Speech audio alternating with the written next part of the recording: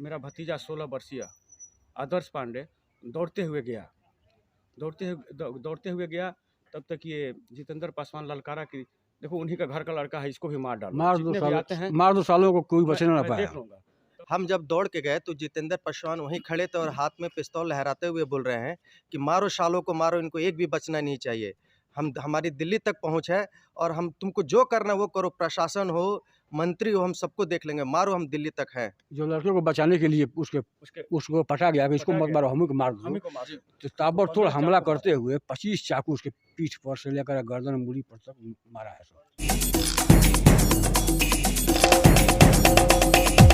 नमस्कार, मैं हूं दिव्यांश द्विवेदी और आप देख रहे हैं द पॉइंट मीडिया। खबर पक्की है।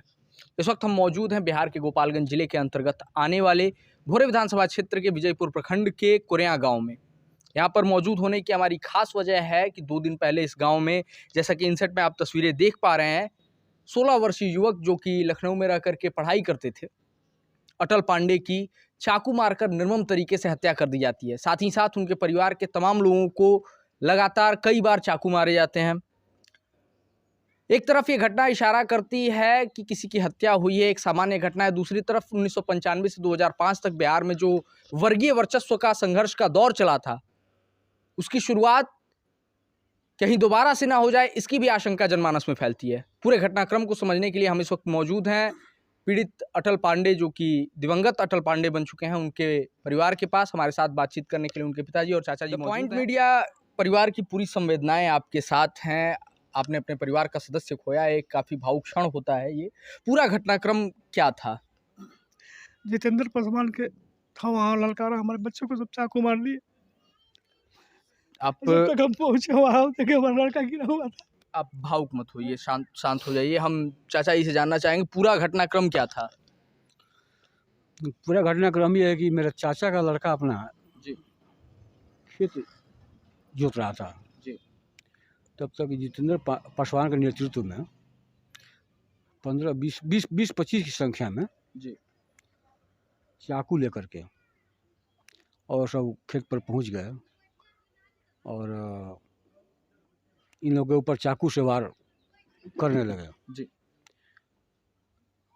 और वो सब ट्रैक्टर ला करके मेरे ही खेत को जी की कोशिश किए, हाँ, जिससे आप इधर आइए, इधर आइए। मैं हृदय पांडे, आदर्श पांडे के बड़े पिताजी और आगे बड़े आइए आप, पापा। और आगे जी। ठीक है।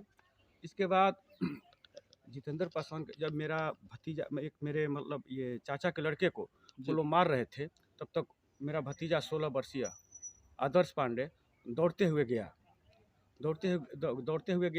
तब तक ये जितेंद्र पासवान ललकारा की, देखो उन्हीं का घर का लड़का है, इसको भी मार डालो। मार दो सालों को, कोई बचने ना पाया। देख लूंगा।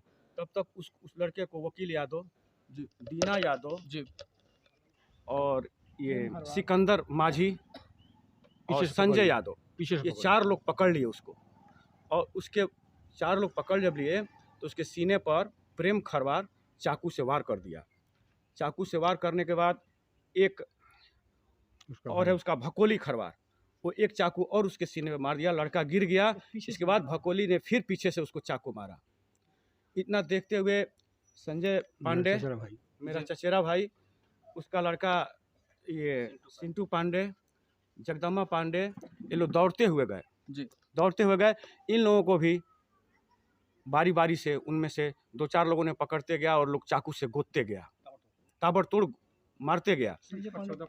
और एक संजय पांडे के पीठ पर लगभग 15-16 चाकू लगा हुआ है।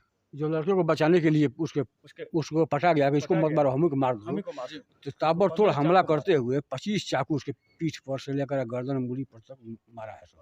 यहाँ पर परिवार के लोग जितेंद्र पासवान का नाम ले रहे हैं। हम अपने दर्शकों को बता दें कि ये वही जितेंद्र पासवान है जिन्होंने भोरे विधानसभा क्षेत्र से विधायक के लिए चुनाव लड़ा था और चुनाव हारे भी थे। ये हमारे सामने अभी आप देख सकते हैं, खून से सने हुए कपड़े पड़े हुए हैं पीड़ित जो भी, जिन पर भी चाकू से हमला हुआ था। और जैसा कि ये लोग बता रहे हैं, सामूहिक हत्याकांड की तैयारी थी एक तरीके से। हम आप लोगों से जानना चाहेंगे सबसे पहले, वो जमीन कैसी थी? क्या कोई विवादित जमीन थी? आपकी पैतृक जमीन थी? वो जमीन हमारी पैतृक जमीन, काश्तकारी जमीन थी। पैतृक जमीन। खतियानी। फिर उस पर ये विवाद कैसा हुआ है? जितेंद्र पासवान जो है 6 महीना से मेरे गांव में कैंप लगाया हुआ है। हम लोगों के विरुद्ध में सारे लोगों को भड़का रहा है, माले कैडर बना रहा है। इसमें जो प्रेम खरवार है जी, उसकी पत्नी से उसके नाजायज संबंध भी है, उसी घर रहता है, आना जाना हमेशा लगा रहता है। चलिए ये अलग की बात है। अभी फिलहाल इस घटना पे हम बात करते हैं। जितेंद्र पासवान जिस समय ये घटना हुई, पूरा ये मारपीट हो रही थी, उस समय जितेंद्र पासवान यहाँ पर मौजूद थे। वही ललकारा कि मारो सालों को लेकर के आया अपने परिवार को, ये ब्राह्मणों को छुड़ाना नहीं है। और गैंग लेकर पूरा अपना दल बल लेकर आया, और उसमें प्रेम खरवार, प्रभु खरवार, वकील संजय यादव, वकील यादव, सुनील यादव, भीम यादव और सिकंदर पासवान और दीना यादव के साथ लेकर दल बल ट्रैक्टर लेकर के आया। सुजीत भगत, श्रीराम भगत लेकर गया, दल बल लेकर के आया और कहा कि घेर लो सारों को, मारो इन लोगों को, दौड़ा लगभग 20-25 की संख्या में लोग थे और सारे लोग घेर करके और उसके बाद चाकू चलाना शुरू कर दिए। आपके परिवार में कितने लोगों को चोटें आई हैं? 4 लोग, एक लड़का एक मर गया है, 3 लोग जीवन मौत से जूझ रहे हैं, सब लोग रेफर हैं। प्रशासन की अब तक की क्या प्रतिक्रिया रही है इस पूरे घटनाक्रम पर? कोई गिरफ्तारी हुई है या नहीं? 3 लोग गिरफ्तार कर लिए गए हैं जी, 3 लोग गिरफ्तार कर लिए गए हैं। बाकी लोग प्रशासन सक्रिय है, प्रशासन का मतलब हम पर विश्वास है। आपको प्रशासन कानून पर विश्वास है हमको, हम कानून से न्याय को उम्मीद करते हैं। आप भावुक मत हुए, पूरे समाज की संवेदनाएं आपके साथ हैं। कहीं भी अगर समाज में ऐसी घटनाएं होती हैं, निश्चित तौर पर वह पूरे समाज के ऊपर धब्बा है और न्याय मिलना ही चाहिए।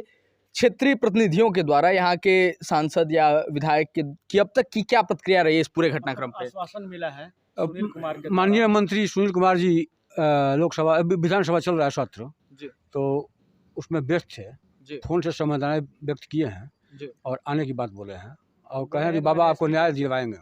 एसपी को बोला हूँ, न्याय मिलेगा।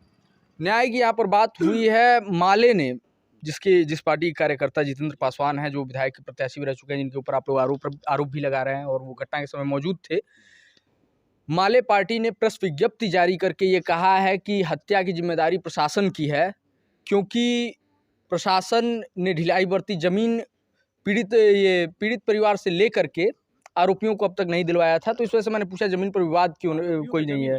जमीन हम लोग काश्तकारी बैनामा खतियानी जमीन थी जिसपे घटना को अंजाम। माले ने जो स्टेटमेंट जारी किया है, इस पे आपका क्या कहना है? निराधार है उन लोगों का, तो वो लोग मतलब भोरे में हत्या हुआ। किसका हुआ था? वो कोई पेट्रोल टंकी वाले का। तो उसमें आरोपियों की गिरफ्तारी के लिए उन्होंने रोज धरना प्रदर्शन किया, माले वालों ने जी किया। यहाँ आरोपियों को बचाने में लगे हुए हैं। यहाँ आरोपियों को साथ दे रहे हैं, खुलेआम साथ दे रहे हैं, खुलेआम और जान माल की अब सुरक्षा हम लोग की चाहिए, खतरा बना हुआ है। आप क्या कहना चाहते हैं इस पर? सर हम ये कहना चाहते हैं, हम जब दौड़ के गए तो जितेंद्र पासवान वहीं खड़े थे और हाथ में पिस्तौल लहराते हुए बोल रहे हैं कि मारो सालों को, मारो, इनको एक भी बचना नहीं चाहिए। हमारी दिल्ली तक पहुंच है और हम तुमको जो करना वो करो, प्रशासन हो, मंत्री हो, हम सबको देख लेंगे, मारो, हम दिल्ली तक हैं। और पिस्तौल लेकर लहरा रहे थे। जितेंद्र पासवान घटनास्थल पर मौजूद थे? जी सर, बिल्कुल, मैंने अपने आंखों से देखा हुआ है, उनको मौजूद थे वहाँ पे, बिल्कुल एकदम सफ़ेद कलर का अपना कपड़ा पहने हुए थे, एकदम नेता कटिंग का, और हाथ में पिस्तौल था और उसको लहरा रहे, मारो मारो। और उनके पास हम लोग जा नहीं सकते, नेताजी बचा ही नहीं तो हमको भी गोली मार देते वो। मतलब हमारे दर्शकों को हम बताना चाहेंगे कि पूरी घटना में जितेंद्र पासवान की कहीं ना कहीं संलिप्तता से इनकार नहीं किया जा रहा है। हम पीड़ित के पिता से एक बार फिर जानना चाहेंगे, आप क्या प्रतिक्रिया चाहते हैं? प्रशासन के द्वारा, सरकार के द्वारा क्या प्रतिक्रिया चाहिए? हम न्याय चाहते हैं कि दोषियों को बख्शा नहीं जाए, फांसी छोड़कर कुछ नहीं चाहिए, दोषियों को बख्शा नहीं जाए, दोषियों को बख्शा नहीं जाए। हम अपने वीडियो देख रहे तमाम दर्शकों को ये बताना चाहेंगे कि ऐसी घटनाएं निश्चित तौर पर सभ्य समाज की ओर इशारा नहीं करती। सभ्य समाज में ऐसी घटनाएं कहीं ना कहीं समाज के नाम पर धब्बा हैं और न्याय में देरी कहीं ना कहीं अन्याय की ओर इशारा करती है। हम चाहेंगे कि प्रशासन के जो भी सक्षम लोग हमारा ये वीडियो देख रहे हों, न्याय में त्वरित गति लाने की प्रक्रिया को तेज करें थोड़ा सा। और एक और चीज़ की तरफ ये पूरा घटनाक्रम इशारा करता है, 1995 से लेकर 2005 तक बिहार में जो वर्चस्व की लड़ाई चल रही थी, क्या शायद वही दौर दोबारा से शुरू होने वाला है? ये पूछना चाहेंगे हम यहाँ के सभी सक्षम जनप्रतिनिधियों से। बाकी आपकी प्रतिक्रियाओं के लिए, आपके विचारों के लिए हमारा कमेंट बॉक्स हमेशा से खुला रहा है और आगे भी खुला रहेगा। ऐसी तमाम घटनाओं से हम आपको लगातार रूबरू कराते रहे हैं और इस घटना पर भी होने वाली हर छोटी बड़ी हलचल पर हमारी नज़र बनी हुई है। तो जुड़े रहिए हमारे साथ, देखते रहिए द पॉइंट मीडिया, क्योंकि हम दिखाते हैं वो जो खबर पक्की है। कैमरा पर्सन अभिषेक के साथ मैं Divyansh Ranjan Dwivedi, the point media.